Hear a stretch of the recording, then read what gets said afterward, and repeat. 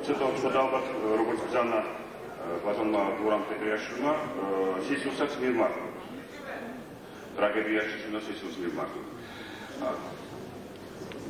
ერთი მეგობარი ყავს და როცა სტუმრად მიყავე მასთან მეზობელი შემოიჭრებოდა ხანდახან და რატომ მას მე დამეტეკებოდა ხოლმე და მეძახდა თვინიკოს. ხოდა მე ახლა მივმართავ აქ დამსწრებ თვინიკოსებს ანუ გენიოსებს როგორც ბატონმა თქვა ერთი იმიტომ რომ შევხედე ჩვენთანაც და ცოტა გავიცნო იმიტომ რომ სასაცილო სიტუაციაში აღმოსვით ყველა ერთად ტლაპოში ჩავსვით საკუთარი თავი და ახლა იმაზე უნდა ვიფიქროთ რის გაკეთება შეიძლება რის გამოსწორება შეიძლება და რამის უნდა დავისახოთ რომ ყველამ ერთად ეს ყველაფერი გავასწოროთ მაგრამ უნდა ვიცოდეთ რომ ჩვენ თვითონ შევქმნით ისეთი მექანიზმი რომლის სფეროში ჩვენ თვითონ ვდებით ახლა და ეს ყველაფერი მე ვაგონებს უყურებ როგორ გამოდის ხალხი ტრიბუნაზე რას ამბობს როგორ რეაგირებს დარბაზი რომ ჩვენ ჯარიშაბლის გევართ რომელიც ჩაება რაღაც მექანიზმში და ის უთხავს და უთხავს და ეს სოციალური ადამიანის ასკარი ისმრდება ამ მექანიზმში რომელიც ადამიანის მიერ არის შექმნილი სხვადასხვა ჩვენ შევქმნით ისეთი მექანიზმი რომელიც ახლა გვიუთხავს თავში აი მაგალითად ჰაერში ტრიალებს იდეა და ტრიალებს როგორც სახალხო ფრონტის ისე მაგალითად სათათბიროში როგორც მისი ორგანოსი ცხადია არ მივიღეთ ის და მივიღეთ ის რომ 200 კანდიდატია გამგეობაში რომ მოითხოვს სრულად საქართველოს თავის წარმომადგენლების ყოფნას სათათბიროში რომელიც პატარა არ ეხება დარბაზში დაედევოდა, სათათბიროში დაედევოდა და ასე შემდეგ. ისე ჩვენ ვიბრუნდება ის, რაც ჩვენ არ გავაკეთებთ. შეცდომა გავაკეთებთ. აქ ეს უნდა გავაცნობიეროთ და რაღაცა მოვიქცეთ, რომ ნელ-ნელა ეს გამოვასწოროთ და არ მეგონოს რომ ახლა ჩვენ ჩავაყალიბეთ ახალ ფრონტს ახლა, ფორმულად ჩავაყალიბებულია, მაგრამ თლიანობაში შეექმნება დალექვის კრისტალიზაციის პროცესში ერთი წელიწადი, ორი წელიწადი დასჭირდება, მაგრამ უნდა ვიცოდეთ რას ვაკეთებთ. ახლა პირადი შთაბეჭდილება, პირადი აზრი. მე მთელი სიცოცხლე ვიცხოვრე ისე, რომ ჩემ თვალში იდგა ახალგაზრდების თვალები. და ამ თვალებმა ხნა ისე რომ არ გავაკეთე ის რაც 30 წლის წინ ყველაფერი მიგეცგიათ რომ გამეკეთებინა და აქეთ მომდევნოს არ წავედი ემიგრაციაში ჩემთვის იყო ჩემი ადგილის დატოვება შეუძლებელი ჩემთვის იმ ადგილის დატოვება რომელიც იყო განსაზღვრული იმით რას ხედავდნენ ახალგაზრდის თვალებში ეს ყოველთვის არსებობდა ჩემთვის და აი ახლა გულახდილად გეუბნებით რა ხდებოდა ჩემს გულში და მესმოდა მე ერთ ტექსტში რომელიც სამწუხაროდ ჩვენ არ ვიცნობთ იმიტომ რომ არ პერიოდს ჩვენთან ინფორმაციას აკანონებს ჩვენი სამოჩენის საბჭოთა კავშირის სამოჩენის ნიშანია და კერდით საქართველოს რომ იმ წუთში რაღაც რო იბეჭდება სხვა ენაზე არა ქართულად ჩვენთან არ ტრიალებს ეს არ არის კარგი.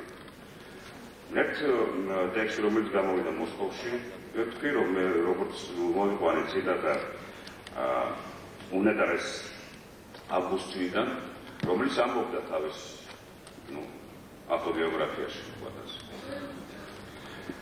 რომ მე არაერთარ შემთხვევაში არ მინდა აი ახლა ისე ვიყო ახალგაზრდა 16 წლის აი რო წარმოვიდგინე რომ ახლა ვარ მე 17 წლის თავს არ მეცემა და ხმამაღლა რა ვისწავლებ არ მინდა იმდენად სახიფათოა იმდენად საშინელია იმდენად ალბათობა არსებობს იმის რომ ვერ მონახავს შენ გზას ცხოვრებაში რომ ახლა არ მინდა მე შეიძლება რომ ახლა მონახული მაგზა არ მინდა ის გამეორდეს და ისევ ამ ხიფათის წინ ვიყო რომ ეს გზა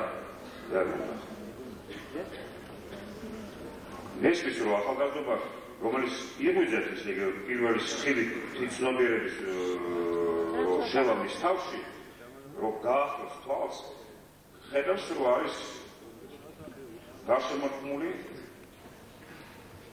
ვერტიკალური მდგარი ცხედები. თუ დაвихავ. აი ეს არის პირველადი შეგრძნება ახალგაზრდის, რომელიც იზრდებს ჩვენ საქართველოში ან რუსეთში ან ბელორუსიაში ან ლიტვაში.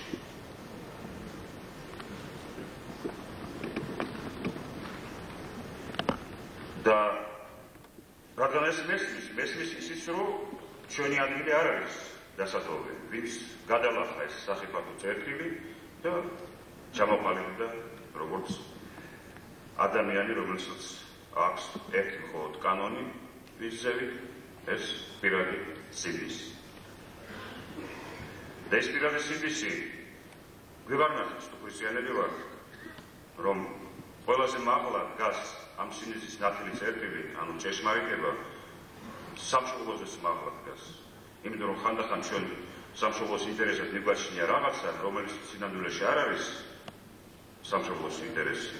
ამას მხოლოდ მის ინტერესად დანახვას ვივარნახებს ნება, სისხლის ჩქება ჩვენში, ან მშობლიური ნიადაგი, ამის იქით არ ვიხედებით და ამის იქით გახდება შეიძლება მხოლოდ ჭეშმარიტების ვარსკვლავის ქვეშ, მისის სხეულის ქვეშ. ეს არის სხვათა შორის ელემენტარული ქრისტიანული წამსი.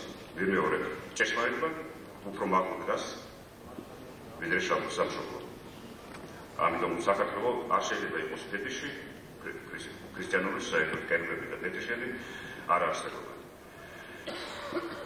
ხო და ამიტომ ყველა ეს ხალხი, ვინც ემორჩილება მხოლოდ ამ ჭეშმარიტების კანონს, სინდისის კანონს, უნდა იყოს ახალგაზრდებთან და ახალგაზრდები უნდა იყვნენ ამ ხალხთან, იმიტომ რომ ამ ხალხში არის ერთადერთი პატარა შანსი იმის, რომ ეს ახალგაზრდა არ დაიკარგება ამ საშინელ ჩვენ ცხოვრებაში, რომელიც საშინელი ჩვენი ჩამორჩენი, ჩვენი სიბნელი, არსებული ტოტალიტარული სტრუქტურებით, ურიცობით, ჩვენ დაგვაიწყო ჩვენი ევროპეულობა დავიწყებული გვაქვს. ელემენტარული ინფორმაცია ატრიალებს ჩვენ საქართველოში და ჩვენ სულში, ჩვენ თავში. ეს ყველაფერი ხო არქიტექტურა შეიძლება ამ უფრო ფაქტი ვაკოდენ და ორი ლაპო, კონკრეტული ჩვენი ლაპო, ჩვენი პრიბლემის, რომელშიც ჩვენი თავი ჩვენ თვითონ შევსვით და სხვა დიდი ლაპო, რომელსაც ქვია საბჭოთა კავშირი, რომელშიც ჩვენ ზივართ, ჩვენ დაუნებურებთ და მაგრამ უნდა ვიფიქროთ, როგორ გამოვიდეთ აქედან. გამოსვლადინა შეიძლება მხოლოდ გაერთიანება ყველა ძალების. ყველა პატარა აი ნახევარი აზრი ვიღაცას აქვს, ეს ნახევარი აზრი ვიღაცის სხვა ნახევარი აზრი უნდა შეუერთდეს და ასე შემდეგ. ასეთი კუმულაცია უნდა ხდებოდეს, სხვანაირად არ შეიძლება. და მოსმენას უნდა საჭიროა იმისი თუ ჩვენ გვეუბნებით მაგალითად, არსებობს კანონები. აი თქვენ დაინახეთ, შექმნით ისეთი წესდება, რომ დამოუკიდებლად ჩვენ ნებაზე და კეთილნებაზე მოხდება ის, რაც ხდება. ეს წესდების მანქმა გამოიწვია ეს პრობლემები, რომელიც არის ჩვენ წინაშე. აი ჩვენ წინაშე მაგათ რა პრობლემაა? არ შემომართოს ბატონმა ნოდერმა დაციმოთ, მაგრამ გამოდის და სასაცილოა ჩვენი ალტერნატივა არის ასეთი. ან პირადი შტაბის შექმნა ბატონი ნათადისა და დავარქოთ გამდეობა, ან თვით გამდეობას.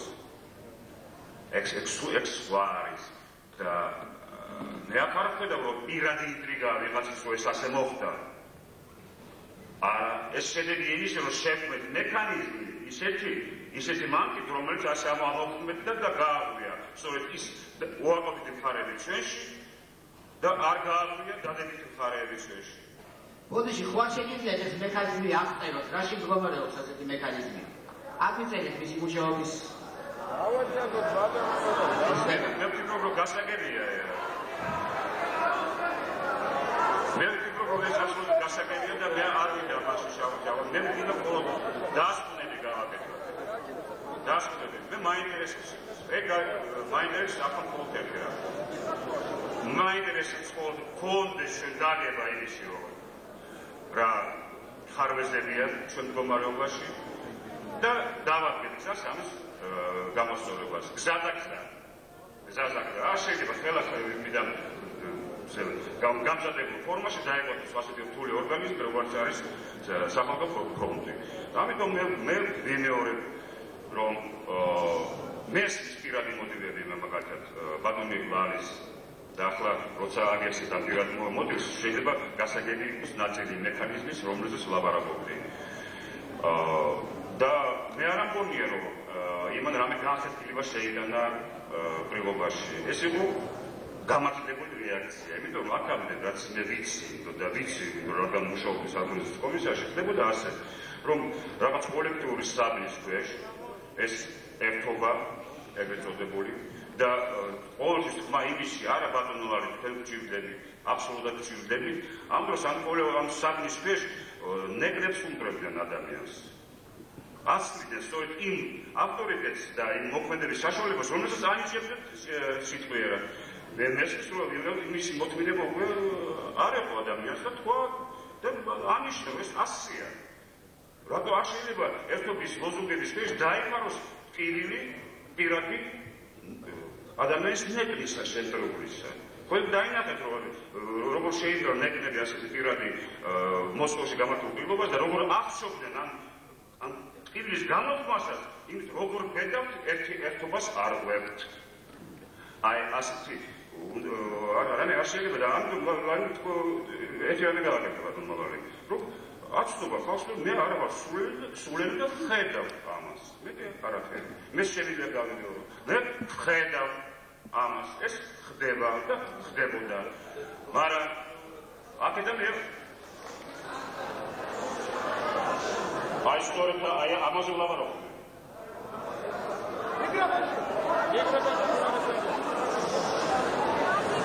Autonomera, თქვენ რატომ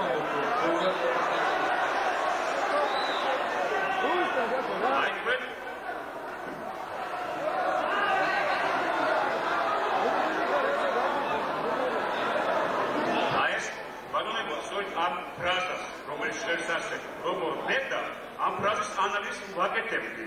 მანამდე და ახლა მესმის ეს ფრაზა როგორც რეპლიკა.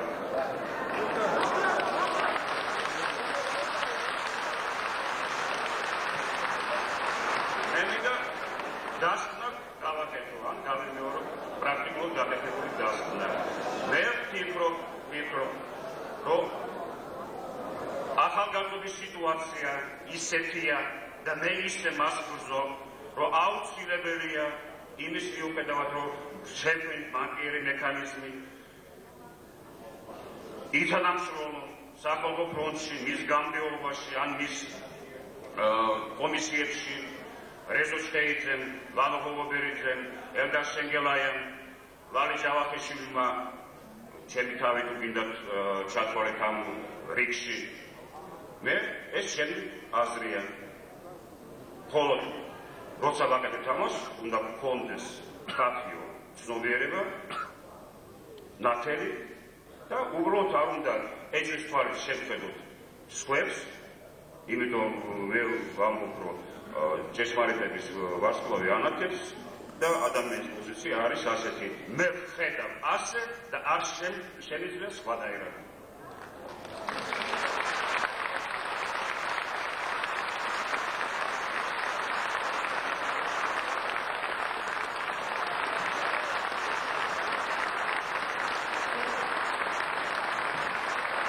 ბატონ ალტარკინის შემდეგ სიტყვა ბატონ ამირან დოლიძე.